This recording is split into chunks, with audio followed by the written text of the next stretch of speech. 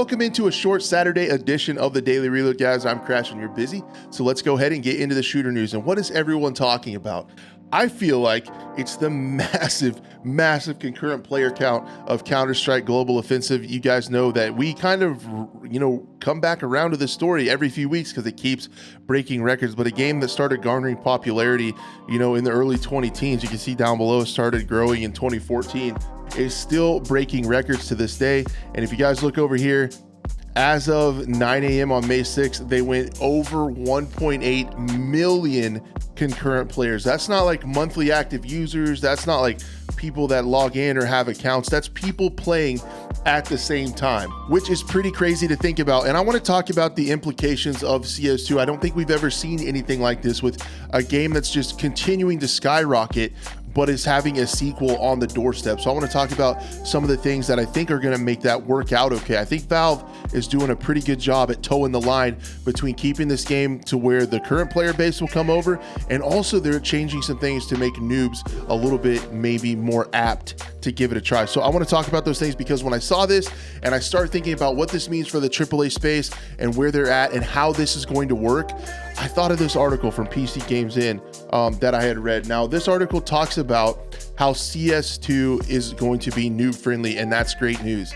And I just want to see what you guys think if this is actually something that could get new players to come on board. I've played a tiny bit of CS. I'm not a CS player by any means, but these features sound really good to me. If there's any of you guys that are veterans out there, let me know what you think of all this. But I think with what they have now, the improvements to CS2 and keeping the core essence of the game essentially the same, it's successful, right?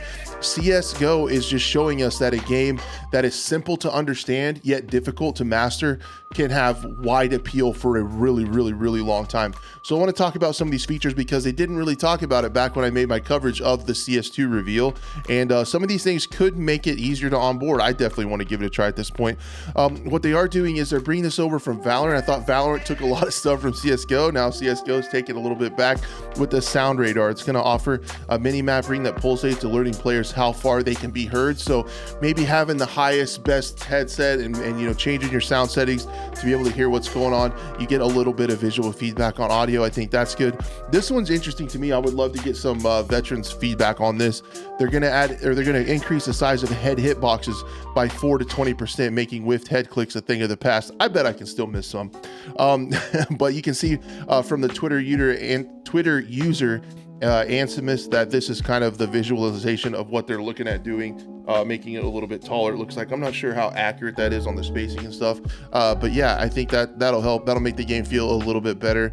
Sometimes I do feel like there can be bullets that go through and they feel like they should have hit, but they don't. And that coupled with the new server technology, like the sub tick rate server information system, could be really cool to see how this game feels.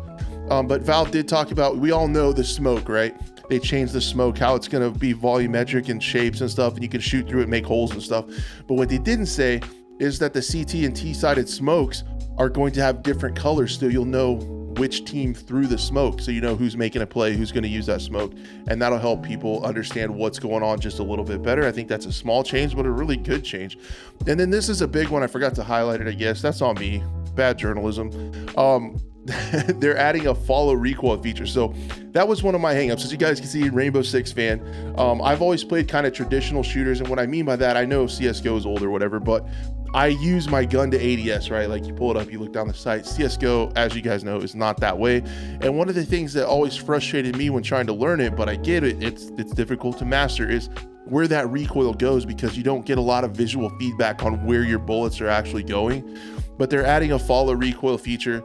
Basically what that's going to do is the crosshair that you make will actually follow the recoil up. It'll, when it decouples from the center of the screen, that will follow and you'll kind of know where your bullets are going. I think it'll help people.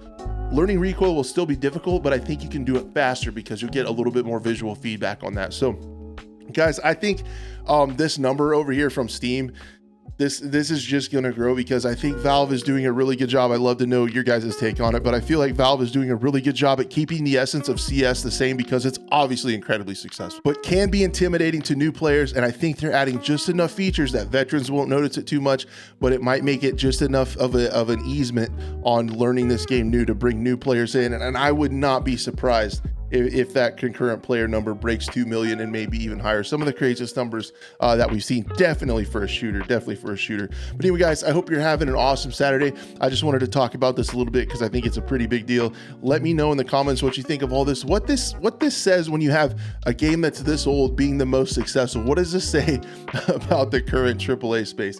Guys, thank you so much for watching. I hope to talk to you tomorrow.